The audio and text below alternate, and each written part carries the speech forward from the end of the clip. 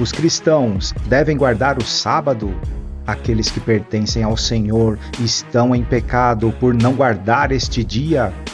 Vamos analisar argumentos polêmicos, confrontar tradições e descobrir o que a palavra de Deus realmente diz sobre este assunto. Para um melhor entendimento, o vídeo Mistérios da Fé, onde realmente começa o Novo Testamento, serve de base para este estudo e o link está na descrição e no primeiro comentário deste vídeo.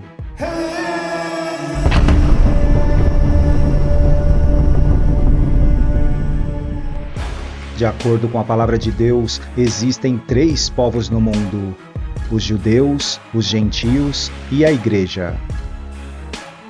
Sabemos que o Senhor instituiu ordenanças aos israelitas, contudo, nem todas são extensivas à igreja. Existem mandamentos que são exclusivos para o povo de Israel, mas será que a guarda do sábado também seria um mandamento exclusivo? Após longo período no Egito, o povo foi liberto pelo Senhor. Livres do faraó, agora trabalhariam 6 dias na semana e no 7º dia, o sábado, deveriam repousar de todas as atividades, adorar a Deus e lembrar da sua saída do Egito pela mão forte e braço estendido do Senhor. Existem cristãos que guardam o sábado até hoje, como se também fossem israelitas, como por exemplo, os adventistas do 7º dia. Contudo, será que não estão priorizando este mandamento em relação aos demais? Ou então seriam denominados adventistas dos 10 mandamentos? Segundo a crença, este mandamento é aplicado a todas as pessoas de qualquer época, alegando que esta observância já existia antes de ser confirmada no Monte Sinai. Mas se fosse um mandamento perpétuo, o versículo a seguir não poderia estar na Bíblia. E ao homem disse: porquanto deste ouvido à voz de tua mulher, e comeste da árvore de que te ordenei, dizendo: não comerás dela, maldita é a terra por tua causa, em fadiga comerás dela todos os dias da tua vida. O que entendemos por comer em fadiga todos os dias de nossas vidas? Segundo o dicionário, fadiga é trabalho cansativo, lida, esforço físico. No sábado, poderia haver fadiga se o mesmo fosse observado antes da lei? Como poderia então ser perpétuo? E os outros mandamentos não eram observados antes da confirmação da lei? Isso os tornam também atemporais? Devem ser aplicados a todos os povos? Vamos às explicações. A forma de culto e o tabernáculo foram dados por Deus a Moisés, também no Monte Sinai. O átrio, lugar santo e lugar santíssimo, tudo foi dado como modelo para ser seguido. Deus ainda afirmou: atenta, pois, que o faças conforme o modelo que te foi mostrado no monte. Por que os sabatistas não seguem este modelo também? Por que não fazem os sacrifícios de animais, não utilizam as vestes sacerdotais, entre outras observâncias? Abraão, por exemplo, oferecia sacrifícios antes mesmo da existência de Israel. Nós, os cristãos, não precisamos fazer sacrifícios. Jesus foi o sacrifício perfeito. Também não precisamos guardar o sábado. Cristo é o Senhor até do sábado e afirmou que este foi feito por causa do homem, não o contrário. Não necessitamos guardar o sábado porque a Igreja de Cristo não está debaixo da lei mosaica. Pois o pecado não os dominará, porque vocês não estão debaixo da lei, mas debaixo da graça. Jesus afirmou que não veio revogar a lei, mas cumpri-la. Sabe o que isso quer dizer? Ele veio cumprir a lei em nosso lugar. Nenhum de nós, absolutamente ninguém, seria salvo pela lei. Poderíamos cumprir todas elas, mas caindo em apenas uma, seríamos condenados nas demais. Quando Jesus bradou na cruz, "Está consumado", ele afirmou que tudo estava cumprido. Toda a lei e todas as profecias foram cumpridas. Depois disso, o véu do templo foi rasgado de cima a baixo. Uma nova aliança teve origem ali, agora pela graça, com acesso direto ao Pai, por meio de Jesus, o último que cumpriu a lei, incluindo o sábado. Confira agora essas passagens. Porque o fim da lei é Cristo, para a justificação de todo o que crê. Pois todos quantos são das obras da lei estão debaixo da maldição, porque está escrito: "Maldito todo aquele que não permanece em todas as coisas que estão escritas no livro da lei, para fazê-las."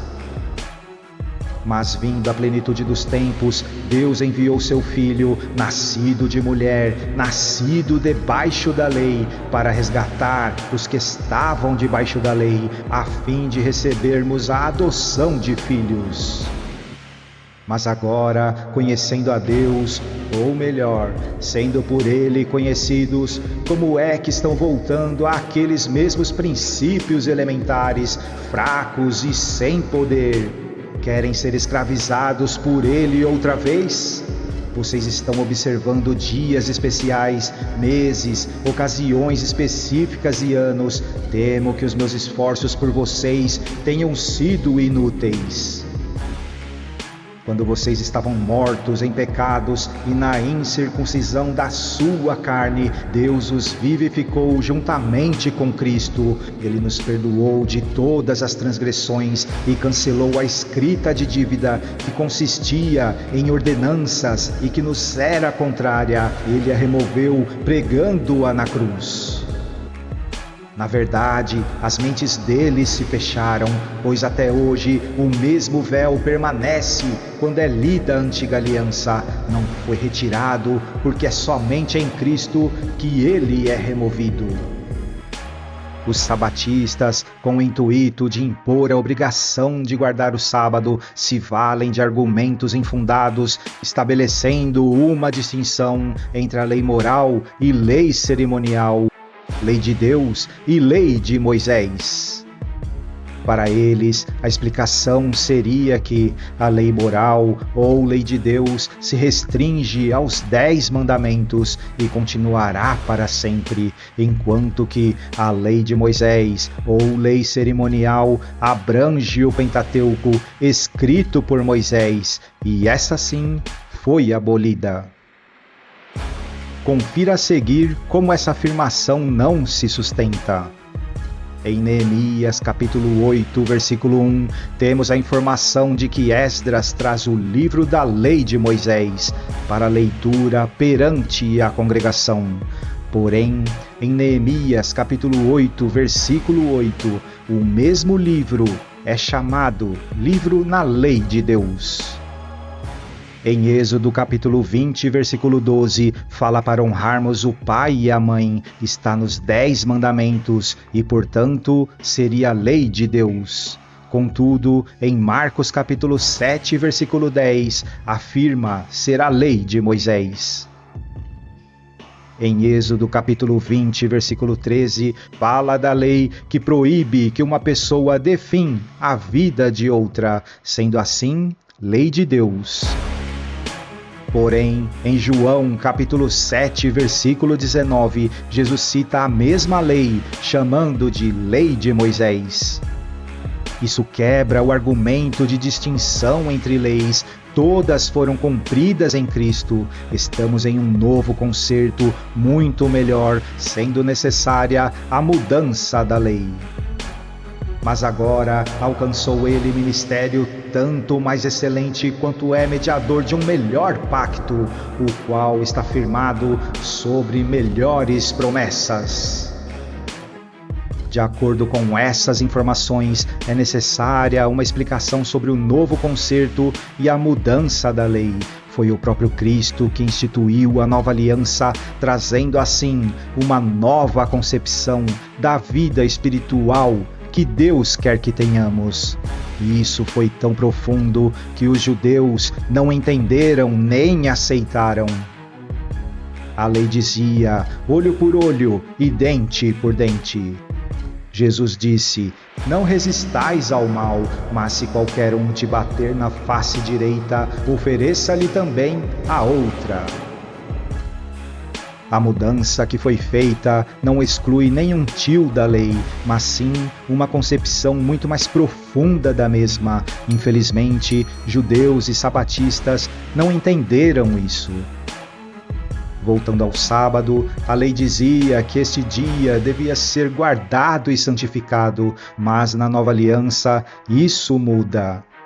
Em Hebreus capítulo 4, Jesus afirma ser o próprio sábado, e é claro que o Senhor reina em todos os dias. Porque mudando-se o sacerdócio, necessariamente se faz também mudança da lei.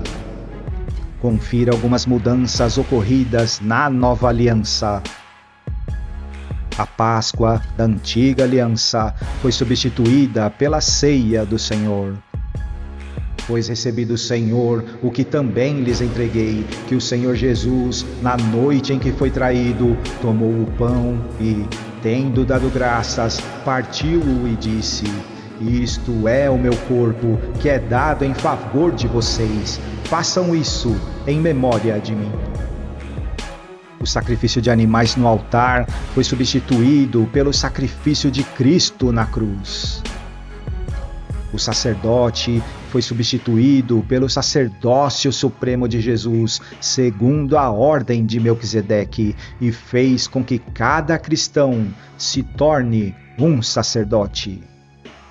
Também o quarto mandamento, dentre os 10, que pelo menos em parte tinha natureza cerimonial, devia ser substituído por outro símbolo, mais apropriado à nova dispensação. Portanto, não permitam que ninguém os julgue pelo que vocês comem ou bebem, ou com relação a alguma festividade religiosa, ou a celebração das luas novas, ou dos dias de sábado. Essas coisas são sombras do que haveria de vir. A realidade, porém, encontra-se em Cristo. Nós também não podemos ser legalistas quanto ao domingo. Nenhum dia da semana é maior do que Cristo. Todos os dias devem ser dedicados ao Senhor e não apenas um dia específico, mesmo porque em qualquer um desses dias Jesus pode voltar. Seja o sábado, seja o domingo ou qualquer outro dia da semana, deve ser feito de coração e não por uma obrigação, nem muito menos imposta aos demais. Nosso descanso é espiritual no relacionamento com Cristo e não uma observância de um dia físico. Jesus oferece descanso a todos. E esse descanso não está limitado ao sábado, mas à sua presença e obra redentora. Venham a mim todos os que estão cansados e sobrecarregados, e eu lhes darei descanso. Tomem sobre vocês o meu jugo e aprendam de mim, pois sou manso e humilde de coração, e vocês encontrarão descanso para as suas almas, pois o meu jugo é suave e o meu fardo é leve. Este estudo bíblico mostra que a guarda do sábado é uma ordenança específica para Israel sob a antiga aliança. Com a vinda de Cristo, ele cumpriu a lei e trouxe uma nova aliança baseada na fé e não na observância de dias específicos. O descanso verdadeiro está em Jesus e os cristãos são chamados à liberdade, não ao jugo das práticas da lei. Além disso, a igreja primitiva também se reunia no domingo, como por exemplo em Atos capítulo 20, versículo 7, ou 1 Coríntios capítulo 16, versículo 2, o que reflete uma mudança no padrão de adoração. O sábado da antiga aliança era apenas uma sombra temporária do descanso verdadeiro e completo que encontramos em Cristo na nova aliança. Ele não aboliu o sábado, mas cumpriu o seu propósito, transformando o descanso que antes era físico e semanal em um descanso espiritual, contínuo e eterno. O Filho do Homem até do sábado é Senhor. Se assistiu até aqui, considere no canal se inscrever, apoie este trabalho, curtindo, compartilhando. À sua direita, uma série bíblica para maratonar. À sua esquerda, um novo vídeo do canal. Deus abençoe a sua vida.